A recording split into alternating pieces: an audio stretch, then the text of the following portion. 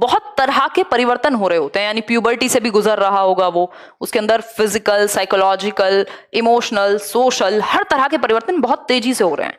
इसीलिए इसको transitional period या परिवर्तन का काल कहा गया है कि बहुत तेजी से परिवर्तन होते हैं लगभग हर तरह के। हार्मोनल रश इतना है कि मम्मी पापा भी अच्छे नहीं लगते हैं, लड़ाइयां होती हैं बहुत ज्यादा। क्यों? क्योंकि उसके अपने अलग विचार बन रहे हैं, उसके अपने अलग थॉट प्रोसेस चल रही है, माँ बाप की थोड़ी पुरानी है या जो भी है उनकी थोड़ी स्टेबल है, तो दोनों के बीच में टकराव भी होता है। मैं दोस्तों से ज्यादा प्रभावित रहेगा।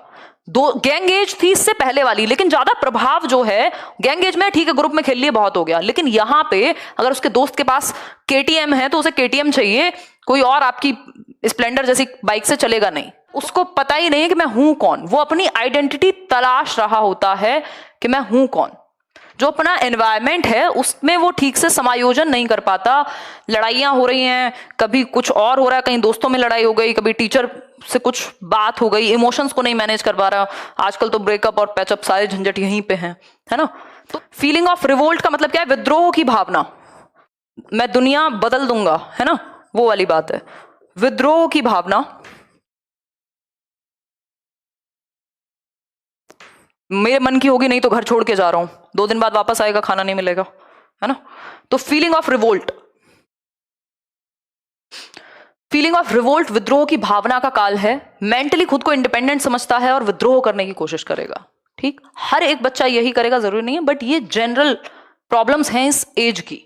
ठीक, नेता बनने की, या नेता बनने से ज्यादा इंपॉर्टेंट वर्ड यहां पे ये है कि रिस्पॉन्सिबिलिटी या एक दिशा देने की, एक लीडर बनने की क्षमता विकसित होती है। आप देखते हैं ग्रेजुएशन में, ग्रेजुएशन के आसपास, ग्रेजुएशन में आते आते उनको इंटरेस्ट है स्कूल का, उनको क्या बना दो, कुछ प्रमुख बना दो, या स्कूल में होते हैं ना वो हेड गर्ल हेड बॉय, उसमें इंटरेस्ट है, कहीं NSUI और ABVP और ये और वो कॉलेजेस में चीजें चलती रहती हैं, वहां पे इंटरेस्ट है उनको। ठीक है बात। तो लीडरशिप स्किल्स भी डेवलप होती हैं इसी टाइम पीरियड में। दुनिया भुला दूंगा नहीं, ये बदलने की बात है, एकदम रिवोल्ट है। ठीक, वोकेशनल एंजाइटी है वोकेशन को लेके कि मैं बनूंगा क्या, क्या करूंगा आगे, मेरी लाइफ कैसी होगी, मेरा करियर क्या होगा। दूसरी भाषा में कहें तो ये कह सकते हैं कि सबसे ज्यादा डिफिकल्ट टाइम पीरियड है भाई, सुकून की कमी है, यानी most difficult period of life, most difficult period of life.